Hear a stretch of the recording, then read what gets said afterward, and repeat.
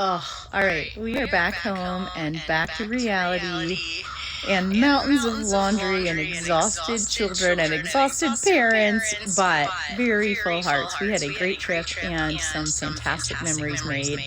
A really good time together. But on the topic of thoracic rotation, so it literally affects everything from your breathing pattern to being able to let go of pelvic floor tension, to being able to connect to your pelvic floor, to let go of tension that you might hold in your upper abs, to being able to connect to those lower abs that just seem like you can't turn them on, to affecting your posture, all sorts of things. So it's super important to be able to dissociate your upper body motion from your lower body motion. Not only does it make you more like athletic and powerful, but it also lets you make use of the fascia so that it does some of the work.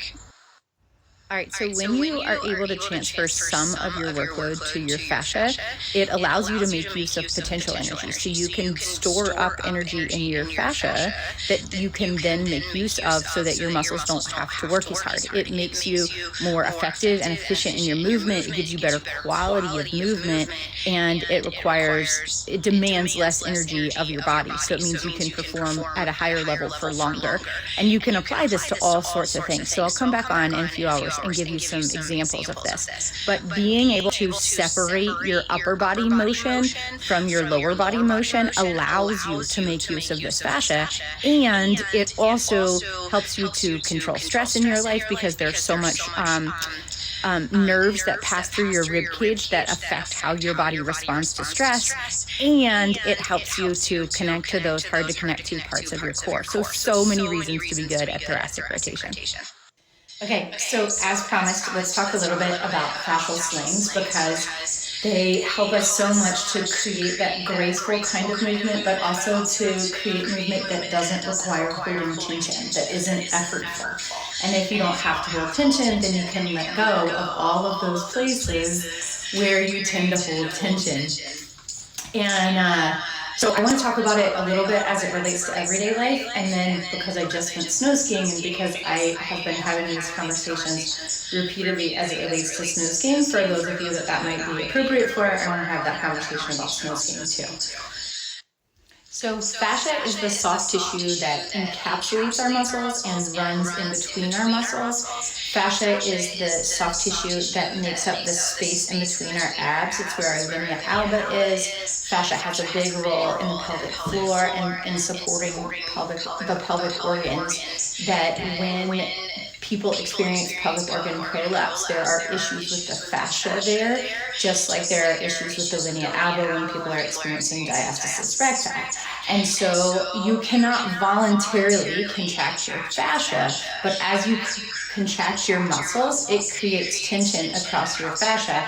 And in this case, it's tension that helps us to store energy, which is a good thing because then we can make use of that energy in the next motion. So fascia is oriented in lines, so to speak, that are related to the way that our muscles are oriented. So there are many fascial slings throughout the body, but for the sake of simplification, for this conversation, we're going to talk about an anterior sling going across the front of the body, and we're going to talk about a posterior sling going across the back of the body. So you might have heard me talk about this before, but we have to contract our muscles across our body in a diagonal, and this is how it relates to thoracic rotation, because we need to be able to dissociate the movement of our upper body from the movement of our lower body. So as we can contract across this anterior sling, we move the left side of our upper body towards the right side of our lower body, and vice versa. On the back side, as we are moving the left side of the upper body towards the right side of the lower body, we are creating length across the posterior sling going the opposite direction. So if we take an everyday action like walking, as we step forward onto our left foot, we reach forward with our right hand, and that creates a shortening or contraction of the anterior sling, but a lengthening across the back of the body.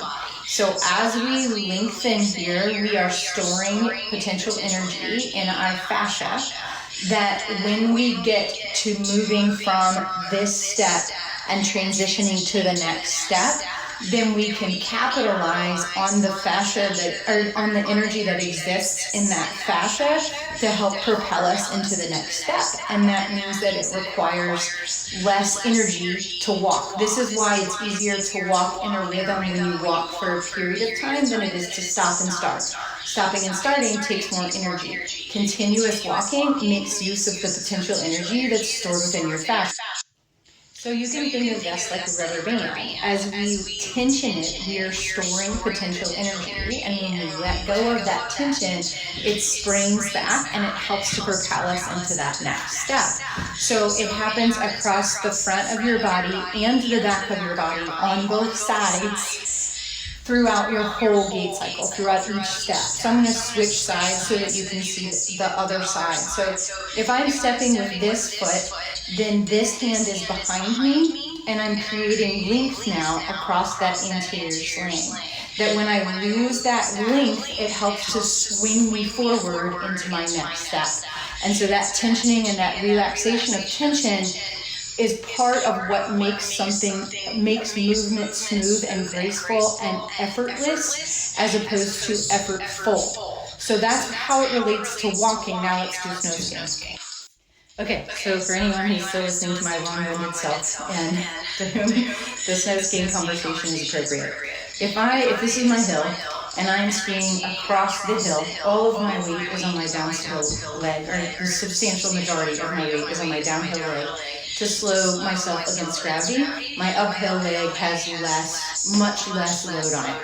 So my calf is turned on, my quads, my hamstrings, my glutes, my outer hip, my adductors, my pelvic floor is lifting, my abs are mirroring towards this leg. Everything is engaged over here, and I'm reaching forward with this hand. If I had a pole, my pole would be coming out right here for that turn. But as you can see, in this position, I'm creating length across my posterior sling because this hand is forward and this leg is forward, so that when I get ready to turn and I take the potential energy that's stored in that length, it helps me to create the turn to the other side.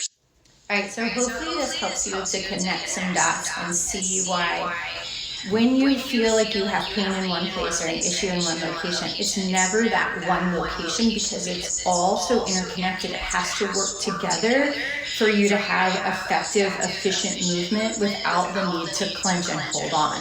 And so when you're dealing with pelvic floor and ab problems, it's all about establishing that connection between your diaphragm and your pelvic floor, and then having abs that can follow along with it. So the diaphragm and the pelvic floor move down on your inhale, they move up on your exhale, and your abs expand on your inhale and narrow on your exhale. And then you take that foundation and you layer all of this interconnectedness that I've been talking about in the previous slides on top of that foundation, and it takes away all of the areas where you need to hold tension because now you've established efficient, graceful movement.